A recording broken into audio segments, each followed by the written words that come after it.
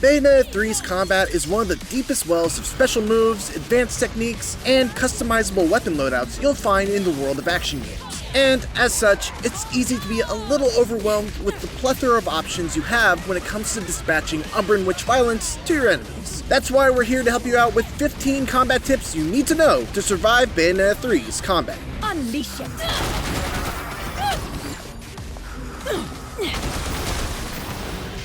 Dodge offsetting is a staple of the Bayonetta franchise, and it's something that you've probably already done without even knowing the name of it. To do it, you attack with a weapon, hold down the attack button, then dodge, and if you attack again quickly, you'll be able to continue the combo string as though you never dodged. This is important because it allows you to work your way up to the harder hitting attacks in a combo string while still being able to dodge incoming attacks.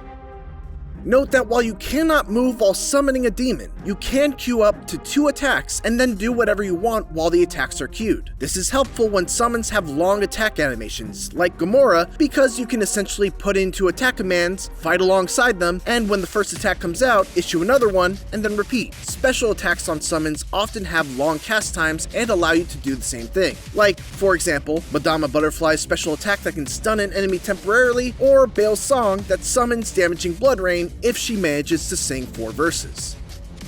Know what moves and combos will launch smaller enemies up into the air so you can be prepared to follow them up with an air combo. Air combos are great because they keep you off the ground, which is where most enemy attacks will be able to hit you. When it comes to staying in the air, Bayonetta has a double jump, but she can also use her afterburner kick, press kick right after pressing jump, or her pulverized blow, press punch right after pressing jump, twice to keep an air combo going without having to touch the ground. Those moves have equivalents on every weapon, so you should be able to perform the same type of air combos regardless of what weapons you have equipped, though some weapons may be better suited for air combos than others.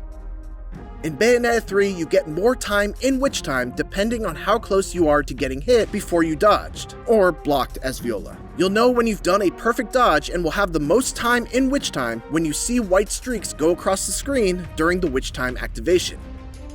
Keep a close eye on the rage meter of your summons. Those are the little pips that appear on the left side of your summons icon. They fill up whenever your summon takes damage, and once it maxes out, your summon will go into a rage and attack everything in sight, including you. Before that happens, swap over to another summon to give them a break. Note also that there are some enemies that can land multiple attacks really fast and make a rage meter go from 0 to full in a flash. In those cases, either be extra careful to unsummon before those attacks land, or just keep the summons out of the equation altogether.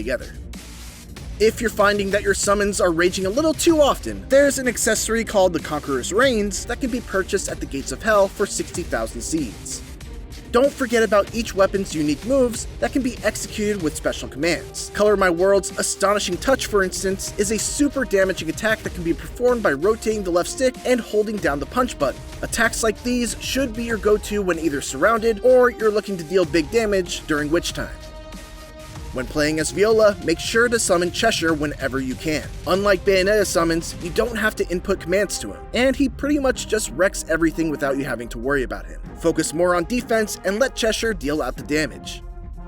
Near the end of Chapter 1, you'll gain access to the skill tree. After increasing Bayonetta's vitality, the very first thing you should unlock is her ability called Bat Within. Bat Within is triggered by pressing ZR as soon as you get hit to avoid the hit entirely. This skill is essential for preventing damage and maintaining combos.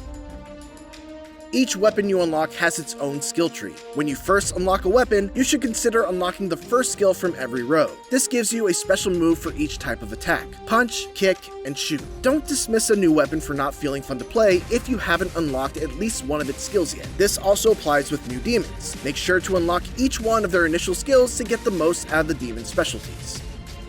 Even though each weapon has its own moveset and abilities, they all share a similar attack: dash and press RR. This move allows Bayonetta to quickly rush over to the enemy. The fact that each weapon shares this type of move should clue you into how useful it is. Use it anytime you get knocked away from an enemy to quickly get back in their face. This quick turnaround is perfect for helping you keep your combos going as well. Consider fully upgrading this move as soon as you unlock a new weapon. Not only is it great in combat, but it's also fantastic at helping you catch the umbral tiers of blood crows and cats.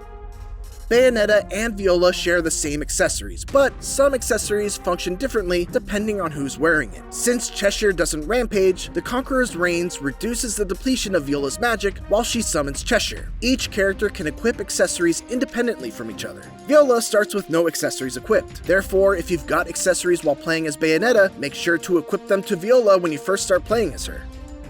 The 2 weapon slots allow you to quickly change between 2 weapons in the middle of combat. Consider using one slot for a quick weapon like the yo-yo, and the other slot for something slower and stronger like the G-pillar. This can help you adapt to enemy changes in the middle of a fight without ever needing to press pause on the action.